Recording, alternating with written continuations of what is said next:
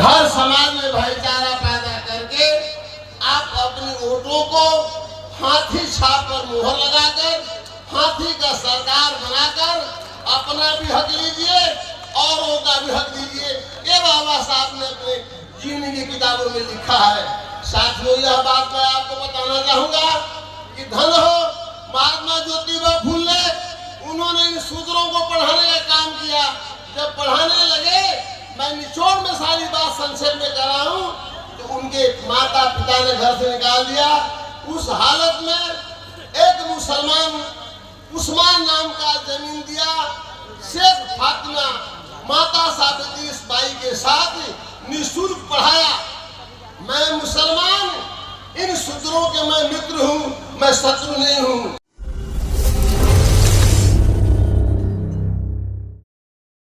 खुला पार्लियामेंट्री था, उसमें जो है वहाँ के मुसलमानों ने पार्लियामेंट्री खाली करके बाबा साहब को जिताकर पार्लियामेंट में भेजा कि बाबा साहब आपका पार्लियामेंट में जरूरत है।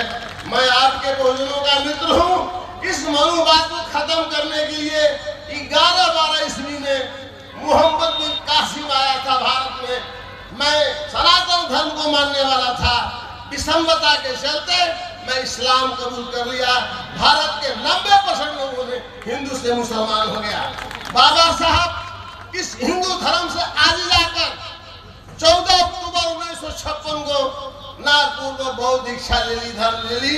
बाबा साहब ने अपने जीवनी में लिखा, मैंने जितनी बात मैं आपको बताया हूँ, लिखा हूँ, वह बात इन शूद्रों का श्रेष्ठ महापुरुष महाज्योतिबा फुले को मैं दे दिया हूँ। कोई इंसान इस देश में पैदा होगा जो हमारी बात को बताए हुए विचार करेगा, वो अपना जो है उस विचार का, भारत का जो मैंने संविधान दिया हूँ, उस संविधान को चलाएगा। बाबा साहब ने बहुत मेहनत से one vote one man one value जो आपको पावर दे दिया है, इसमें लड़ने की जरूरत नहीं है। अपना मत हाथी पर लगा देना है, सरकार आपकी बन जाएगी। इन पिछड़ों के लिए मैं कहता हूँ, ये पिछड़ा 1990 से पहले न मुसलमान का बेटा, न लोहार का बेटा, न कुहार का बेटा, न जादव का बेटा, न कोयरी का बेटा, ये कलेक्टर IAS नहीं बनते थे।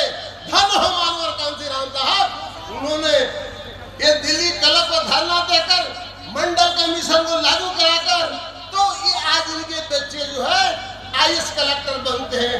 यह बात आप समाज में कहिए कि आप हमारे साथ आओ, एक बार हाथी का सरकार दिल्ली में 5 साल के लिए बनवाओ, सारे आरक्षण 52% इन पिछड़ों को ये आरक्षण बाबा साहब ने आजकल 340 ने दिया, आज उनको 27% मिलता है।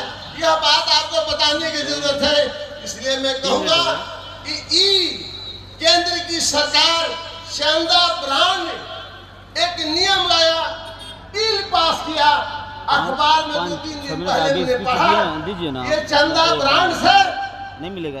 2324 करोड़ बीजेपी को मिला, 280 करोड़ कांग्रेस को मिला, आप पार्टी को 1100 करोड़ मिला और बहुजन को कुछ नहीं मिला। तो मानवर कांशीराम साहब ने पार्टी बनाई थी 1984 में।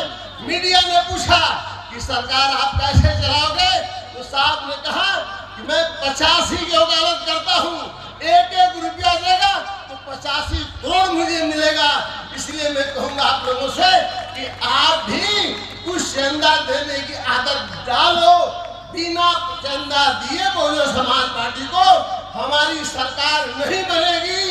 हम जो है अपनी लक्ष्य का प्राप्ति नहीं कर पाएंगे, आने वाली पीढ़ियों को गुलामी से मुक्ति नहीं दिला पाएंगे। इसलिए आदत आप भी डालो। मानवर कांशीराम साहब कहा था कि देने वाला समाज हुक्मरान समाज बनता है और लेने वाला समाज गुलाम समाज बनता है। इसलिए मैं आप लोगों से कहूंगा कि ये हम लोगों की मेहनत कमाई से, ये 85 की कमाई से, ये दिल्ली और भारत के तमाम जितने सेक्टर लगे हैं वो हमारा मेहनत है। इसलिए इन लोगों ने मेरे साथ छल किया। मैं इसलिए आपसे कहूंगा कि आप जो है अपना समय नहीं नुकसान कीजिए, नशा छोड़ दीजिए। उस नशे का पैसा भी अगर आप साल में बहुजन समाज पार्टी को आप देते हो, बहुजन कार्यकर्ताओं को देते हो, उस पर भी कल्याण हो जाएगा। इसलिए मैं आप कहूंगा कि मानवर कांशीराम साहब ने एक स्लोगन दिया था कि दलित मुसलमान करो विचार, कब तक सहोगे अत्याचार, दलित मुसलमान जागा है, चोर लुटेरा भागा है। इसलिए मैं कहूंगा कि मैं मुसलमान समाज से आता हूँ साथियों, कम से कम हमारे समाज के साथ कहीं अत्याचार होता हो तो आप खड़ा हो जाइए, झगड़ा को छुड़ा दीजिए। वो वोट हाथी पर देगा, हाथी का नियत साफ है। अकेले भारत में ये बहुजन समाज पार्टी चुनाव लड़ रही है, बाकी पार्टियां अलायंस बनाकर लड़ रही है। लड़ने का मकसद यही है कि बहन जी चाहती तो हम किसी से अलायंस करके चुनाव लड़ सकती, पर सरकार नहीं बना सकती। जब तक से सरकार नहीं बनेगा बहुजनों को गरीबी दूर नहीं होगा। सवाल यहाँ उठता है, बहन जी ने भी शादी नहीं किया, मानवर कांशीराम साहब ने शादी नहीं किया, आजीवन उन्होंने बहुजनों को जगाने का काम किया, बहुजनों को गरीबी दूर करने का काम किया। इसलिए धन्य हो कांशीराम साहब कि बाबा साहब का सपना साकार करने के लिए 1965 में नौकरी छोड़ दी, बम से बनाया, 13 साल लगा। इसके बाद DS4 1978 को बनाया, 1984 को ये आपका रामलीला मैदान दिल्ली में पार्टी खड़ा किया। उन्होंने कसम खाया कि बाबा साहब जब तक से आपका सपना साकार नहीं करेंगे हम घर नहीं जाएंगे, शादी नहीं करेंगे। पिता के भी संस्कार नहीं गया था। इसलिए मैं कहूंगा कि धन हो कांशीराम साहब, ऐसा कोई नहीं बैंक बैलेंस नहीं रखे, कोई जमीन नहीं लिया। इसलिए मैं कहूंगा कि आप भी अपना समय कुछ दीजिए, और समय जब तक से नहीं दीजिएगा